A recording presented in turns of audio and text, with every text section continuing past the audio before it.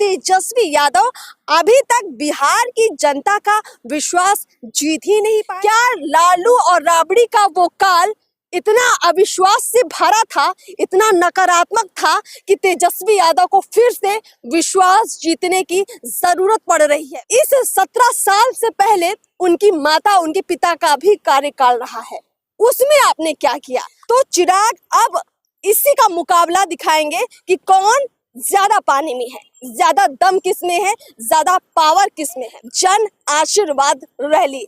पहले तो अपने टाइटल के जरिए ही चिराग ने ये साबित कर दिया कि उनको भरोसा जीतने की जरूरत नहीं है, क्योंकि वो बिहार की जनता ने उनको पहले ही दे दिया। तो जब हम तेजस्वी और चिराग का नाम रखते हैं लोगों के सामने कि बेहतर कौन है, ज्यादा अच्छा नेता कौन है, तो लोग तेजस्वी को नकार देते हैं और चिराग का जिक्र करते हैं। बिहार के 2 युवा नेता, जिनमें से एक ने अभी तक लोगों का विश्वास ही नहीं जीता और दूसरा आशीर्वाद लेने निकल पड़ा है। जी हाँ, हम बात कर रहे हैं तेजस्वी यादव और चिराग पासवान की। देखिए, चुनावी माहौल में चर्चा ये जरूर होनी चाहिए कि बिहार की जनता के दिल में ज्यादा जगह अब तक किस नेता ने बनाई है, कौन सा युवा ज्यादा लोगों को पसंद आया है अपने काम की वजह से। देखिए, लगातार हम खबरें आपको दिखा रहे हैं कई तरह की, लेकिन इस खबर में हम आपको ये बताएंगे कि कैसे तेजस्वी यादव जन विश्वास यात्रा कर रहे हैं। तो सवाल ये उठता है कि क्या तेजस्वी यादव अभी तक बिहार की जनता का विश्वास जीत ही नहीं पाए? वहीं चिराग पासवान आशीर्वाद रैली कर रहे हैं। जी हाँ, वैशाली में 10 मार्च को चिराग पासवान लोगों का आशीर्वाद लेने जा रहे हैं। इसके मायने ये निकलते हैं कि चिराग पासवान को यकीन है, भरोसा है कि बिहार की जनता उनसे प्यार करती है, उनके साथ खड़ी है। इसीलिए अब वो विश्वास जीतने के लिए नहीं, बल्कि लोगों का आशीर्वाद लेने के लिए निकल पड़े हैं और महा रैली करने वाले हैं। इसको इस तरह से भी देखा जा सकता है कि जो तेजस्वी यादव लगातार बिहार में जन विश्वास महा रैली यात्रा जो भी कर रहे हैं, इसमें तेजस्वी यादव अभी भी अपने आप को कहीं ना कहीं खड़ा करने की कोशिशें कर रहे हैं। यानी कि जो राजद की वजह से उनका वजूद है, उसमें तो तेजस्वी फिट बैठ गए हैं, लेकिन तेजस्वी यादव एक नेता के तौर पर अपना खुद का वजूद अभी तक नहीं तैयार कर पाए हैं।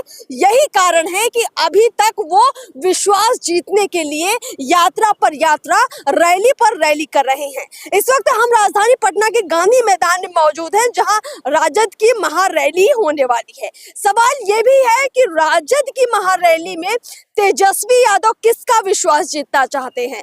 क्या लालू और राबड़ी का वो काल इतना अविश्वास से भरा था, इतना नकारात्मक था कि तेजस्वी यादव को फिर से विश्वास जीतने की जरूरत पड़ रही है? बिहार की जनता के दिल में, बिहार के लोगों के दिलों में, मनों में क्या अभी तक राजद के लिए वही कड़वाहट भरी हुई है जो राबड़ी के शासन में थी, जो लालू यादव के शासन में थी? तेजस्वी यादव कई मंचों से लगातार जिक्र कर रहे हैं, जब से वो नीतीश कुमार से अलग हुए हैं, कि 17 महीनों में उन्होंने लाखों लोगों को नौकरी दी, रोजगार दी। मेरे सामने बिल्कुल आप देख पाएंगे बिस्कोमान भवन है, जहां बड़ा सा एक पोस्टर लगा है और 17 महीने का जो काम है उसका जिक्र किया है और लिखा है 17 महीने बनाम 17 साल। इस 17 साल का वो जिक्र नीतीश कुमार को लेकर कर रहे हैं कि 17 महीने में जब वो डिप्टी सीएम बिहार के रहे, महागठबंधन में राजद भी रही, तो उन्होंने काफी काम किया बिहार के लोगों के लिए। लेकिन वो शायद ये जिक्र करना भूल गए कि इस 17 साल से पहले उनकी माता, उनके पिता का भी कार्यकाल रहा है। उसमें आपने क्या किया? आपको तेजस्वी यादव ये जरूर जिक्र करना चाहिए कि राजद के उस शासन में आपने क्या विकास किया।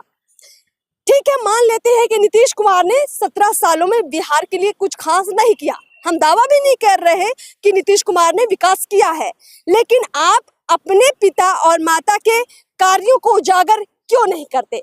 आप जब 17 महीने के काम का गुणगान कर रहे हैं, उसका बखान कर रहे हैं और लोगों को ये जताने का प्रयास कर रहे हैं कि आपने बहुत अच्छा काम किया है, उसका क्रेडिट इकट्ठा कर रहे हैं चुनाव के दौरान, तो अपने पिता और अपनी माँ के कार्यकाल का क्रेडिट, यानी लालू और राबड़ी के शासन में बिहार में क्या हुआ है, उसका क्रेडिट क्यों नहीं ले रहे आप? क्योंकि शायद आप भी समझते हैं कि उस शासन में क्रेडिट तो छोड़िए, लोगों ने जंगल राज सीखा, लोगों को मालूम पड़ा कि जंगल राज क्या होता है। अब बात करते हैं चिराग पासवान की। तो तेजस्वी यादव इसीलिए उस विश्वास को जीतने के लिए निकल पड़े हैं क्योंकि उनकी माँ और उनके पिता दोनों के शासन में बिहार की जनता का ऐसा भरोसा टूटा, ऐसा विश्वास टूटा कि लोगों को लगा कि अब तो बिहार का शायद भला हो ही नहीं पाएगा। और शायद यही वजह है कि तेजस्वी यादव अभी तक बिहार के लोगों को ये बताने का प्रयास कर रहे हैं कि कुछ वो बेहतर करेंगे। कितना करेंगे ये तो वक्त बताएगा, लेकिन अभी भी वो विश्वास और भरोसा जीतने के लिए काम कर रहे हैं। अगर हम इसके सामने बात करें चिराग पासवान की, तो चिराग पासवान कह सकते हैं अपने आप को मानते हैं प्रतिद्वंदी, यानी चिराग पासवान तेजस्वी यादव दोनों युवा अपने आप को एक दूसरे का कंपटीशन मानते हैं। अब तेजस्वी जिस तरह से विश्वास यात्रा कर रहे हैं, निश्चित तौर पर चिराग पासवान को भी अब ये दिखाना और बताना पड़ेगा कि बिहार के लोगों के मन में उनके लिए असली जगह क्या है। इसीलिए आपने देखा होगा कि चिराग पासवान कई जगह पर कई तरह के कार्यक्रम करते हैं, वहां लाखों की भीड़ यूं ही आ जाती है। लेकिन जिस तरह से आपने देखा मीडिया में एक माहौल बना, लगातार तेजस्वी की जनसभा में युवाओं की भीड़ उमड़ी, तो चिराग अब इसी का मुकाबला दिखाएंगे कि कौन ज्यादा पानी में है, ज्यादा दम किसमें है, ज्यादा पावर किसमें है। और चुनावी समय है तो चिराग पासवान भी राजनेता हैं, जरूर वो राजनीतिक खेल वो भी करेंगे। 10 मार्च को वो वैशाली में महा रैली कर रहे हैं और इस रैली का टाइटल दिया गया है जन आशीर्वाद रैली। पहले तो अपने टाइटल के जरिए ही चिराग ने ये साबित कर दिया कि उनको भरोसा जीतने की जरूरत नहीं है, क्योंकि वो बिहार की जनता ने उनको पहले ही दे दिया है।